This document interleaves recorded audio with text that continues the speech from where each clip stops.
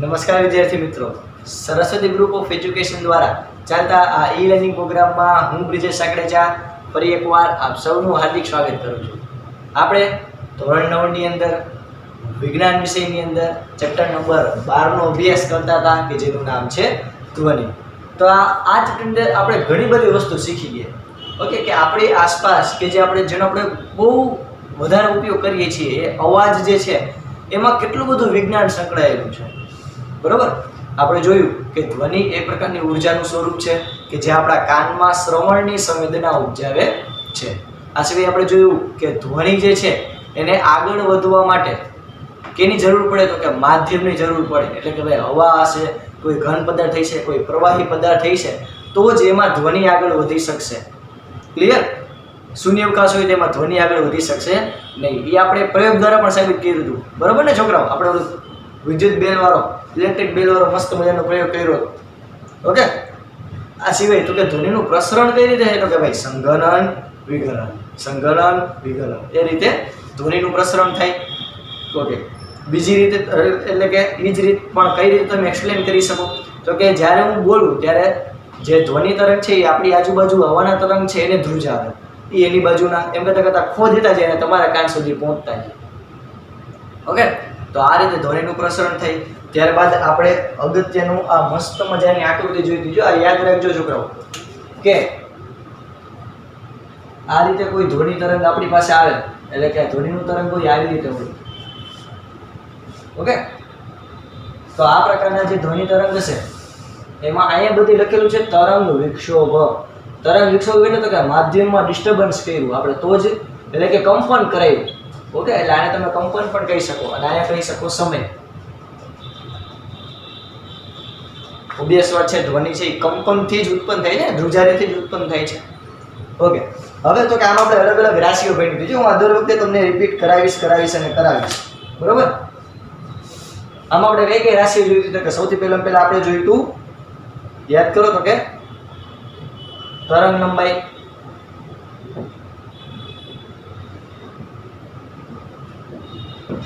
કોને કહેવાય તરંગ લંબાઈ તો કે ભાઈ આ સૌથી ઉપરનું જે બિંદુ છે તેને કહેવાય શૃંગ અને સૌથી નીચેનું જે બિંદુ છે એને કહેવાય ગર્ત. આ શૃંગ અને ગર્ત બેમાં ફેર શું, બે શું કામ અલગ પડે તો કે ભાઈ શૃંગ જે છે આ શૃંગ, બરોબર, ત્યાં શું તો કે શૃંગ છે ત્યાં પૂછી નાખી પેલા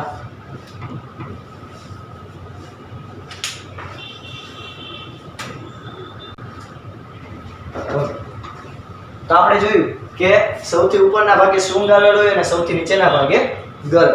શૃંગ અને ગર્ત શું છે તો કે ભાઈ શૃંગ એટલે તો કે જ્યાં સંઘનન વધારે એને કહેવાય શૃંગ, અને જ્યાં વિઘનન વધારે, વિઘન નહીં હો, વિઘનન એટલે બરોબર ને, તો વિઘનન વધારે સંઘનન વધારે એટલે તો કે જ્યાં હવાના કણ એકદમ ભેગા છે એ બિંદુને કહેવાય શૃંગ, જ્યાં હવાના કણ એકદમ છૂટાઈ છે એને કહેવાય ગર્ત. તો શૃંગ અને ગર્ત, તો તરંગ લંબાઈની વ્યાખ્યા શું તો કે બે શૃંગ વચ્ચેનું અંતર અથવા તો બે ગર્ત વચ્ચેનું અંતર. ઓકે, આ રીતે તમે કહી શકો. જો અહીંયા એક શૃંગ છે, બીજો શૃંગ હશે, તો આ બે શૃંગ વચ્ચેના અંતરને લેમ્ડા, તરંગ લંબાઈને લેમ્ડા વડે દર્શાવાય. બે ગર્ત વચ્ચેના અંતર એટલે કે આ ગર્ત અને આ તરંગનું ગર્ત, આને પણ આપણે લેમ્ડા કહી શકીએ. ઓકે, તો આ થયું આપણી તરંગ લંબાઈ. હવે આપણે ચર્ચા કરીએ બીજી રાશિની, તેનું નામ છે આવૃત્તિ.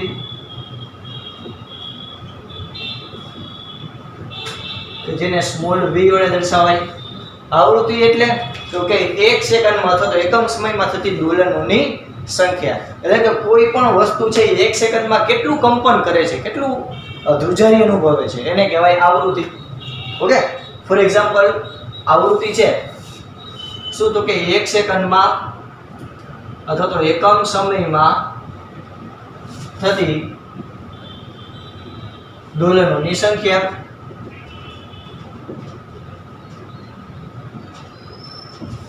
બરોબર, તો 1 સેકન્ડમાં થતી દોલનોની સંખ્યાને આવૃત્તિ કહેવાય. એનો એકમ શું છે તો કે એનો એકમ છે હર્ટ્ઝ, HZ.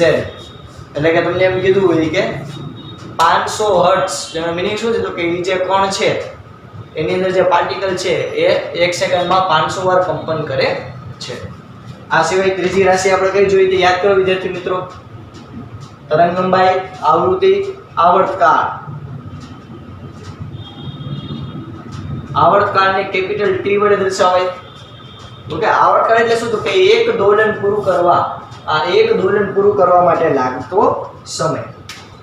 ઓકે, એટલે હું એમ કહી શકું કે જો આ દોલન અહીંયા સ્ટાર્ટ થયું, ઓકે, આ અહીંયા સ્ટાર્ટ થયું, હવે અહીંયાથી ઈ ફરી પાછું આ બિંદુએ પોતાના મૂળ પોઝિશન આપ્યું, એટલે કે આ સંઘનન થયું અને વિઘનન થયું, એટલે કે અહીંયા તરંગનું એક દોલન પૂરું થયું.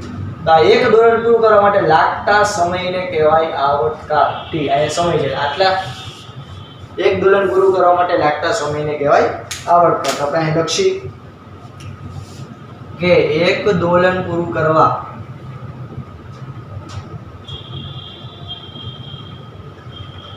લાગતો સમય, એનો એકમ સેકન્ડ. બરોબર.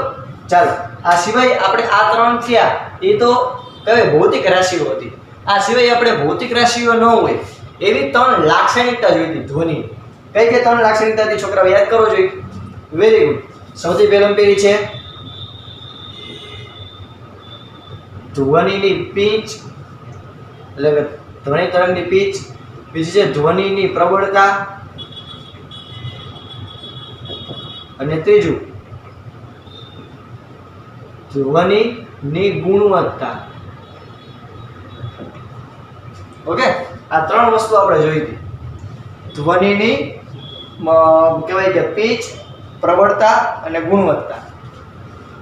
આટલું ક્લિયર? દંડના દંડ. તો ધ્વનિની પિચ એટલે તો કે યાદ કરો કે આ શૃંગથી ગર્ત વચ્ચેનું જે અંતર છે એ પિચનો ગાળો દર્શાવે છે.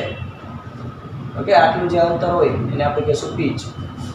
એટલે કે ધ્વનિની જે પિચ જે છે, પિચ એટલે નથિંગ બટ એ શું તો કે વ્યક્તિલક્ષી એક રાશિ છે. એટલે કે માણસમાં એ પિચ કેવી હોય, અલગ અલગ હોય. કોઈને કોઈ વ્યક્તિનો અવાજ ઘોઘરો લાગતો હોય તો એ જ વ્યક્તિને બીજા કોઈ વ્યક્તિનો અવાજ કહેવાય પાતળો લાગતો હોય. એટલે આ વ્યક્તિ દીઠ અવલોકન છે આ બધા. તો ધ્વનિની પિચ કે જે કેના ઉપર આધારિત, તો કે એ ટોટલી આવૃત્તિ ઉપર આધારિત છે. જો આ યાદ રાખજો ખાસ, આવૃત્તિ ઉપર, આવૃત્તિની નહીં, આવૃત્તિ પર આધારિત.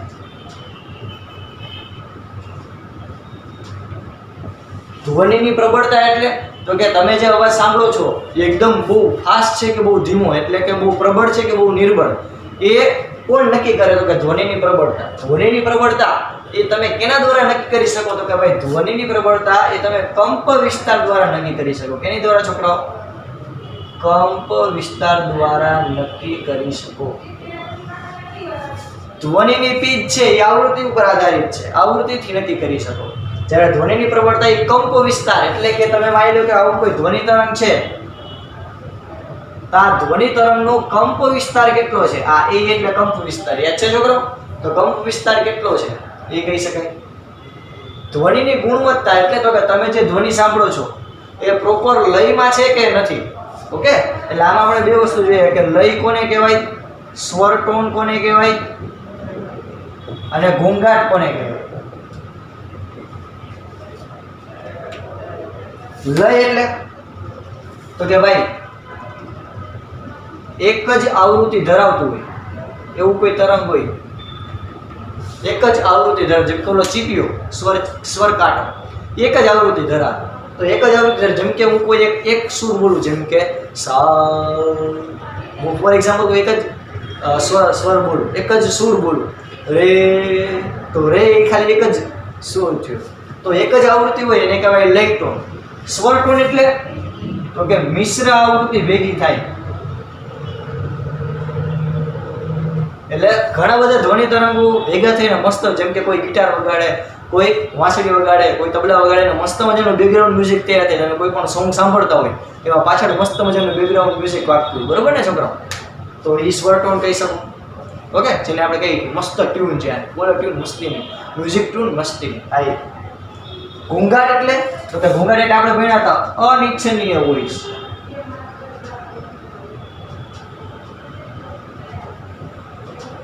એટલે કે આપણને ગમતું નથી છતાં પણ આવી જાય. જેમ કે તમે ક્યારે કોઈ રેડિયોના સિગ્નલ મેળવતો હોય તેમાં વચ્ચે ઝરમરી આવે. આ સિવાય અનિચ્છનીય અવાજની અંદર તો કે આપણને ન ગમતો હોય બધો અવાજ કેવો આવે? ઘોંઘાટ. મેં તમને એક્ઝામ્પલ આને પહેલાં પણ આપેલું હતું કે તમે હોસ્પિટલમાં બેઠા હોય બહુ માથું દુખતું હોય અને એમાં કોઈ બાજુમાંથી મસ્ત મજાનું સરઘસ કાઢે અને બેન્ડ વજા વગાડે તો તમને ન ગમે, કારણ કે ઓલરેડી તમને માથું દુખે છે. ઓકે, કોઈ ગીત એવા હોય કે જે ગીતમાં બહુ વધારે મ્યુઝિક આવતું હોય તમને ન ગમતું, તમને શાંત મ્યુઝિક ગમતું હોય અને બહુ ગડબડાટીવાળું મ્યુઝિક આવતું હોય તમને એમ થાય એ તમારા માટે થયો ઘોંઘાટ. ઓકે, તો આપણે આટલી બધી મસ્ત મજાની ધ્વનિના તરંગ ઉપર આટલી બધી મસ્ત વસ્તુ ભણી ગયા. આ સિવાય એક વિલન બાકી છે. હોશિયાર તો જ પહેલેથી. આ સિવાય એક બાકી છે. કઈ? તો કે આવર્તતા. હું આવર્ત કરેલો કંપ વિસ્તાર.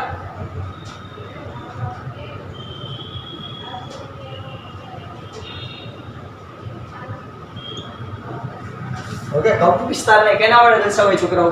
એ વડે. કંપ વિસ્તાર એટલે શું? યાદ કરો જોઈએ તો કે કોઈ એક મધ્યમાન સ્થાનથી કણના એક તરફના મહત્તમ સ્થાનાંતરને શું કહેવાય?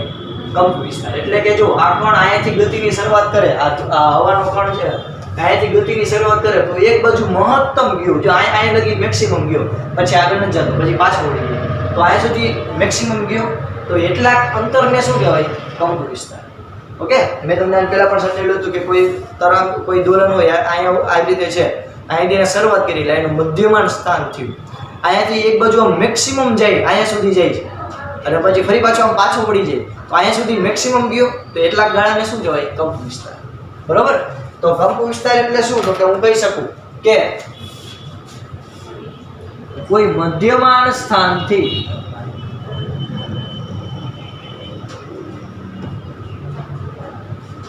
કોઈ એક તરફના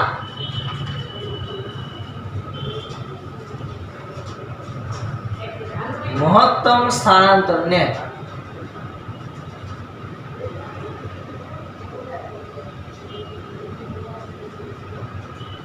શું કહેવાય? કંપ વિસ્તાર. એનો એકમ મીટર છે. Okay, clear? દંડના દંડ. આટલી પહેલા મસ્ત મજાની વ્યાખ્યા ક્લિયર થાય.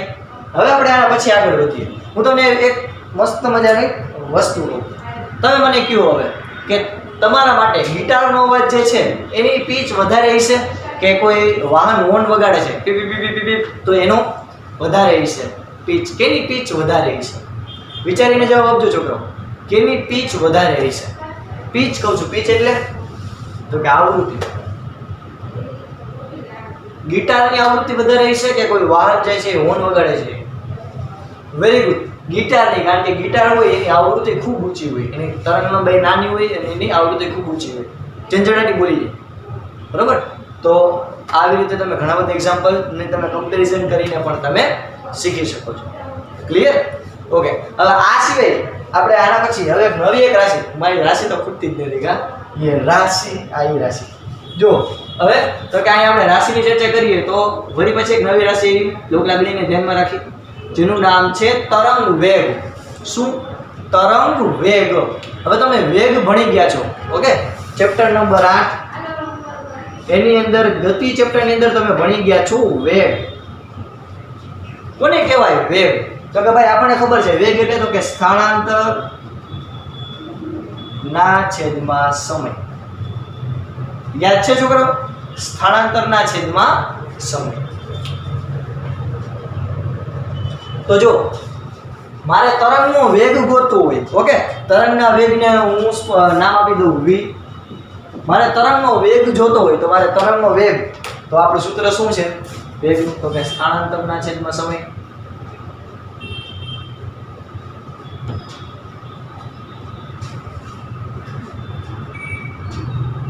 તમારે તરંગનો વેગ ગોતવો છે તો સ્થાનાંતર, તો તરંગે કરેલું સ્થાનાંતર. તો જો આ શૃંગ છે, ઓકે, બે શૃંગ વચ્ચેના અંતરને પણ તરંગ લંબાઈ કહેવાય. બે ગર્ત વચ્ચેના અંતરને, આયા પણ ગર્ત આવેલું છે ને, ગર્ત, આ બે ગર્ત વચ્ચેના અંતરને પણ તરંગ લંબાઈ કહેવાય. તો હું કોઈ પણ એકને ધ્યાનમાં લઉં, તમે શૃંગને પણ લઈ શકો, ગરતને પણ લઈ શકો, તમારી મરજી. ઓકે, જે જિસકી સોચ. તો અહીંયા શૃંગ છે, અહીંયા પણ શૃંગ છે, એવી રીતે અહીંયા પણ શૃંગ છે, એવી રીતે આગળ આગળ શૃંગ એલું જશે, અહીંયા આગળ આગળ નીચે તમને ગરત મળતું જશે. તો બે શૃંગ વચ્ચેનું અંતર જો પેલા અહીંયાથી કણે શરૂઆત કરી, હવાના કણે અહીંયાથી શરૂઆત કરી, વળી પાછો અહીંયા આવી ગયું. તો એને આટલું સ્થળાંતર કર્યું, એના સ્થાનમાં આટલો ફેરફાર થયો. ઓકે, તો અહીંયા કેટલો ફેરફાર થયો કે લેમડા જેટલો. આ લેમડા જેટલો થયો ફેરફાર, એટલી ખબર પડી. હવે આ લેમડા જેટલો ફેરફાર થયો એ કેટલો સમય વિશે, તો કે કેટલા સમયમાં એને લેમડા જેટલું સ્થળાંતર કર્યું, તો કે ભાઈ આવર્તકાળ ટી જેટલા સમયમાં. અહીંયા શું આવશે? ટી. તો અહીંયા સ્થળાંતર એટલે લેમડા, સમય તો કે આવર્તકાળ ટી જેટલો. ઓકે, તો અહીંયા આપણને સૂત્ર મળી જાય કે તરંગનો વેગ v બરાબર લેમડાના છેદમાં ટી. આપણે મસ્ત મજાની રંગારંગ હાઇલાઇટ કરીએ.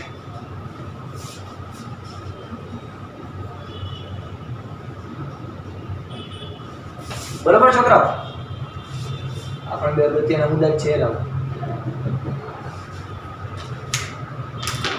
ઓકે, આનો એકમ મીટર પ્રતિ સેકન્ડ લખું, તમારે જેવું પણ. આનો એકમ મીટર પ્રતિ સેકન્ડ.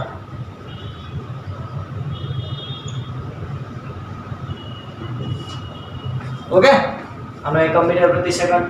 તો આપણે ધ્વનિ તરંગ જે હોય એ ધ્વનિ તરંગમાં આપણે આટલી રાશિ ભણ્યા. તરંગ લંબાઈ લખી નાખો, તરંગ લંબાઈ ખાલી લાગી, એક બિચારું બાકી રહ્યું, ખોટું ન લાગે. આપણે અહીંયાથી આમ કોણ કરી શકશે? બે શૃંગ અથવા બે ગર્ત વચ્ચેનું અંતર.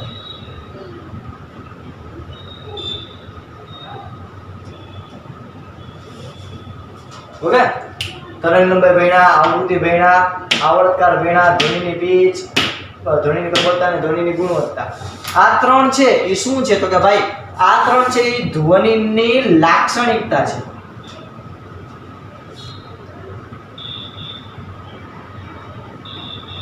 ધ્વનિની નહીં હોય એટલે ધ્વનિની નહીં, ધ્વનિની. ઓકે, ધ્વનિની એટલે ધ્વનિની.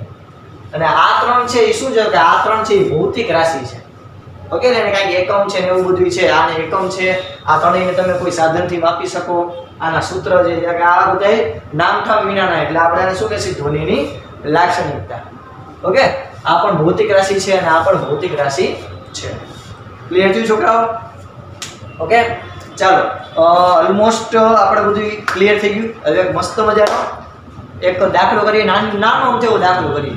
બરોબર, જો આપણને એવું કીધેલું છે કે રકમમાં કે કોઈ ધ્વનિ તરંગ છે એની આવૃત્તિ 220 હર્ટ્ઝ છે. કેટલી? 220 હર્ટ્ઝ. આપણે એક દાખલો કરીએ, એક્ઝામ્પલ લઈએ. ઓકે, શું કીધું તો કે ભાઈ આપણે એવું કીધેલું છે કે કોઈ એક ધ્વનિ તરંગ છે એની આવૃત્તિ, જેને હું v કહું, સ્મોલ v. ઓકે, આ કેપિટલ v, આ સ્મોલ v. સ્મોલ v એટલે આવૃત્તિ, કેપિટલ v એટલે તરંગનો વેગ. આપણે આપેલી છે 220 હર્ટ્ઝ. રકમમાં આવી આપેલી છે. પછી એવું કીધેલું છે એની ઝડપ એટલે કે એનો વેગ આપેલો કેટલો? 440 મીટર પ્રતિ સેકન્ડ. તો આપણને શું શોધવાનું કીધું? તો કે આપણને કીધું તો કે એની તરંગ લંબાઈ લેમડા કેટલી થશે એ ગણો. શું ગણવાનું કીધું? તરંગ લંબાઈ લેમડા કેટલી થશે. મળી જાય, સિમ્પલ. આમાંથી તમારે લેમડાના સૂત્રનો શું કરવાનું? કરતા બનાવો. લીલી લેમડી, એમાં લીલો લેમડો છે. ઓકે, લીલો નહીં પણ બ્લુ લેમડો છે. તો આ લેમડાના સૂત્રનો કરતા બનાવશે. તો લેમડા આપણે v બરાબર લેમડાના છેદમાં ટી. તો આ મારે લેમડા જોતું હોય તો આ ભાગાકારમાં ટી અને હું ટાપલી મારું તો એ આ બાજુ બરાબરની ઓલી બાજુ આવે તો ક્યાં વયું જાય? બરાબરની આ બાજુ આવે તો ગુણાકારમાં વયું જશે. તો આપણે લખશું કે લેમડા બરાબર v ગુણ્યા ટી, એટલે કે આવર્તકાળ. ઓકે, તો આવર્તકાળ એટલે યાદ કરો, આપણે સૂત્ર જોયું હતું આવર્તકાળ. આવર્તકાળનું સૂત્ર શું થાય? આવર્તકાળ ટી બરાબર તો કે 1/v, એટલે કે આવૃત્તિ. અને આવૃત્તિનું સૂત્ર થાય v બરાબર 1/t. બે એકબીજાના વ્યસ્ત. તો અહીંયા હું ટી બરાબર શું મૂકી શકું? 1/v મૂકી શકું. તો અહીંયા કિંમત મૂકીશ તો લેમડા બરાબર v ના છેદમાં v. આ v એટલે આવૃત્તિ, આ v એટલે ઝડપ. કિંમત મૂકું v એટલે કેટલા આપ્યા આપણને લાવો 440. આ કેટલું આપ્યું 220. તો લેમડા કેટલી મળશે 2 મીટર. કેટલી મળશે લેમડા 2 મીટર. આવડી જાય આવો નાનો અમથો ડુગડુગિયા વાળો દાખલો. ક્લિયર? ઓકે ચાલો બધા આવું મસ્ત મજાનું રંગબેરંગી આખું રિવિઝન છે આપણું અત્યાર સુધીનું. ફટાફટ બધા તમારે રંગબેરંગી પેનથી બુકની અંદર લખી લો. ચાલો ફટાફટ લખી લેજો છોકરાઓ.